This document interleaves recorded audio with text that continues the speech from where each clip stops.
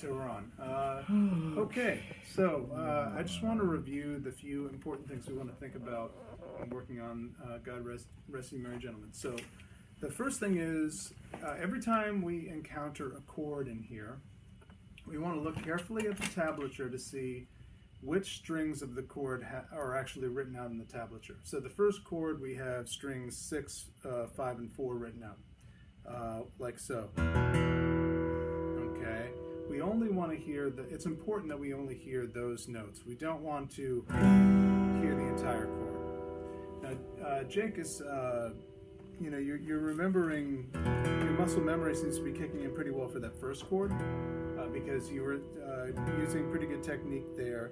We want to remember that the technique we're trying to use here is not a standard strum. Every time we encounter a chord, we're going to put the pick on whatever the lowest note is written for that particular chord. We rest the pick on the string, we wait a moment, and then we drag the pick like so, and we rest the pick physically one string higher than the highest string of the chord that's written.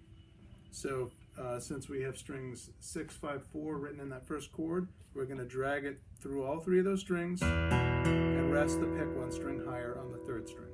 So that.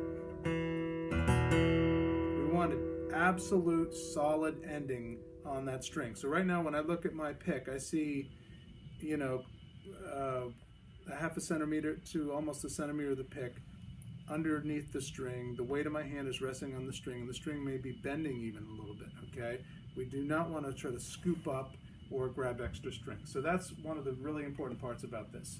And if I look ahead to some of the other chords, the next chord is a C chord, and that's just the 5th and 4th string we want to hear. So I rest the pick on the 5th string, I drag it through the 4th string and rest it on the 3rd string again.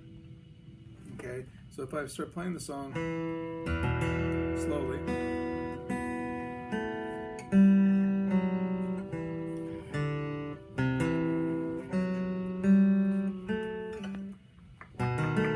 this next chord, I'm resting on the 5th string, and then I drag it through and stop by resting the pick on the 1st string.